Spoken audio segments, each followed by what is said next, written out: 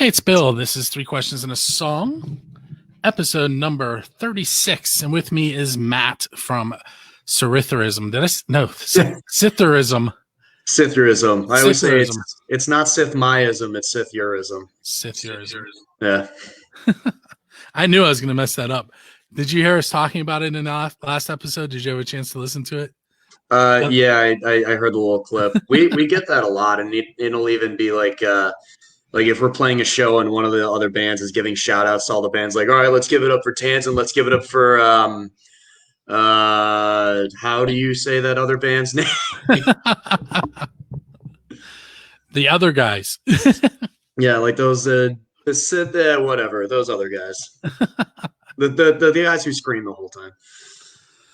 So I'm not going to give away the question, but I will tell you later after you answer Ray's question what we discussed. Okay. Sounds good. So as I told you earlier, this is kind of rapid fire. Ask a question, ask a question, talk about the song, ask a question, time to go. Okay. So my first question for you is, being out of Chicago, and I don't know a lot about the Chicago scene since I'm like 45 minutes from Pittsburgh. Okay. If one of the bands from this area would come to Chicago to play, what would you tell them about the scene there? I mean, I'd say it's whatever genre of music they play. I think that there would be some bill for them to jump on. Like we've only played a handful of shows, maybe like 5 or so now, but I mean, even just like the diversity of the sound of the acts that we've played with has been really, really impressive. And there is a lot of, what I'll call largely undiscovered talent that's floating around in Chicago. And then we've also had some acts like from Michigan and Indiana come. So I guess that's what I would say is just, you're going to find somewhere to play. You're going to find a bill that you fit in well with. I've been to Chicago once. I need to find a different way to get there because I didn't like driving through Gary. Yeah, for college, I had to drive through. I had to drive through all the time when I was in college. It does not smell good. I was with my brother. He's like, "Hey, put your window down." I was like, why'd you tell me to do that? Yeah, I know that sensation very well. So having the morning I've had, the morning last night too, I haven't really given the second question much thought. Maybe I'll give you one of my oddball questions. If there was a apocalyptic event, maybe there's one now. Yeah, I was going to say, okay, this is kind of hypothetical. And as it comes to an end, there's a handful of people left, and only one song from every band survives. Which song from Psithurism should survive, and why do you pick that one? I think for me personally, it would be the song Everything and Nothing, which is the closing track off of our first EP. And the reason that it would survive for me is because that EP was normally I try to make my lyrics kind of complex and abstract, and like the meaning isn't just readily apparent. I try to make it an art form like that, but our first EP was just more of an emotional outpour for me just because I needed it at the time, and that last song kind of like has the biggest emotional significance to me. So yeah, Everything and Nothing. Okay. Before we get into the song Bloodlust, okay. Why don't you throw out what genre you consider yourselves? And we mentioned that you're from Chicago, but just let's go with that. What genre? Yeah, we've had this discussion a lot of times because it's like we don't really want to say we're anything, but everyone's like, no, you have to be something. But we just kind of consider ourselves to be like genty deathcore. Because like they are very like the other guys in the band are very gent inspired, and we are really, really heavy, but we think we're a bit more like structured than traditional deathcore. So yeah, I usually just say it's genty deathcore. You're gonna coin that. We're gonna make that a new subgenre. All right, that's going to show up on It's- Wikipedia now for bands. Genty deathcore. It's official now. It's been recorded. It has been said, therefore it is. All right, I'm going to go trademark it. All right, so this section, you can either tell me what the song's about, or if there's a story, maybe that something happened when you were recording it, or what caused you to come up with the lyrics, anything like that. Okay. Yeah, so for most of the songs, it's only been our most recent one that I've actually named it. All of the rest of them were named by the guys when they actually wrote the instrumentals, and then I kind of just took the name that they gave it, and then I turned it in, like I wrote the lyrics around that. And Bloodlust actually worked out because it was about what I wanted to, like it fit with what I wanted to write about. And basically, you know, like political tensions have been mounting for like in exponential increasing magnitude for quite some time now. And I don't like music that's overtly political, and I don't really like music that's just kind of pointed at one side or the other, because that's not really what I listen to music for personally. But sometimes I feel the need to make statements. So if I do that, I kind of try to just make like a general statement about everybody, or just kind of something that's more, you know, a societal issue, not necessarily a political issue. But Bloodlust is basically about how you have these people over here and you have these people over here, and they're both really, really angry at each other. And they're all just saying, oh, I wish that we could all just stop fighting and we could listen to each other and, you know, actually try to start a dialogue and move forward. But those same people take no steps towards actually making that happen whatsoever. So it's just me calling out to be what I see a very widespread hypocrisy. And that is where I fit Bloodlust into the lyrics. Like in the chorus, one of the lines is, words cannot hide your bloodlust. Basically saying, yeah, you can pay lip service to this all you want, but until you actually start acting in accordance with what you're saying, I think you're just being a hypocrite. Okay.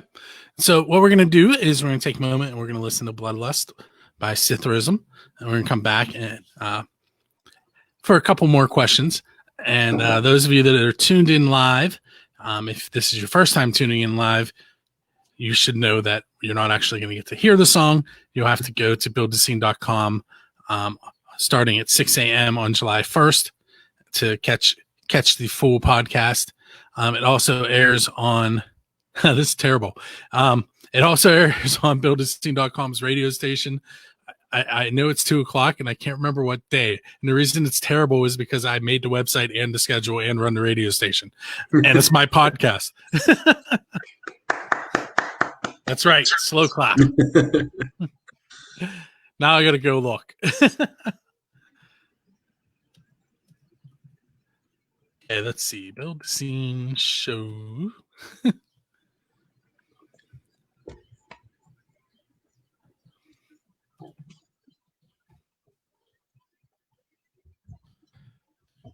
A bit of dead air here to cut out later. Okay.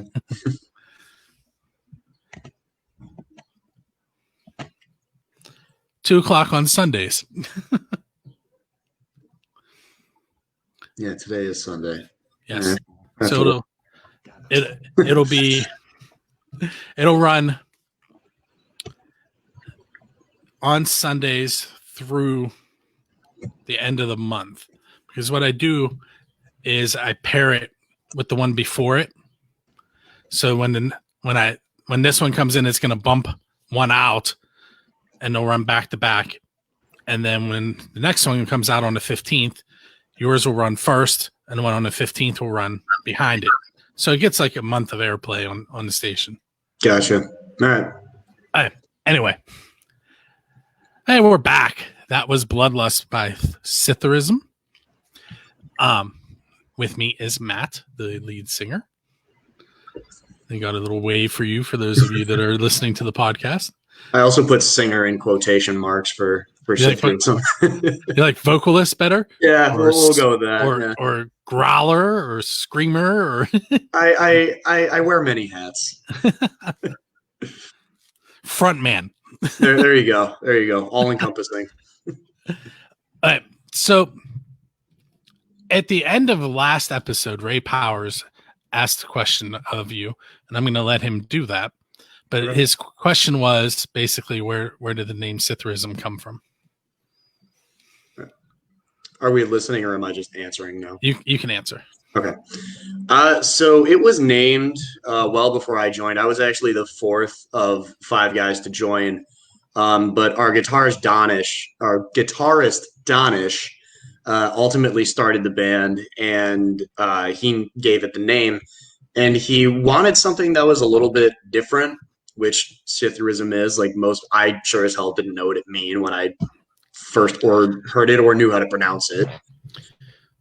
And he thought that it fit well with our style because like our music is really really heavy, just like unrelenting and heavy. But there is a touch, like there's just kind of a general ambience that goes along with it too. Like we use a lot of droning sounds in the background, and there's just a very heavy ambient component to it. So we thought that the word kind of fit well with the music in that sense because the word Psithurism, like it's a pretty heavy word. It's got some gravity to it, but then the meaning is actually the sound of wind blowing through the trees, which in and of itself has a very ambient connotation. So we thought that he thought that the word kind of mirrored the music pretty well, like because they're both heavy but ambient at the same time.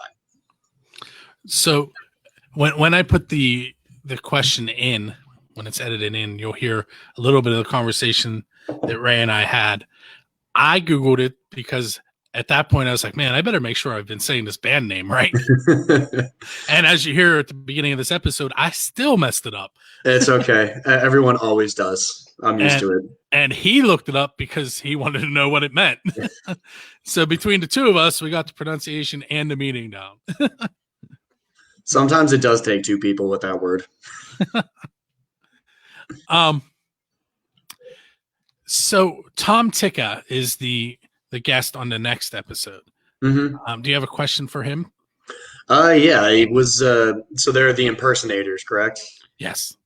So I guess I have a sarcastic question and then a real question. Who exactly are you impersonating?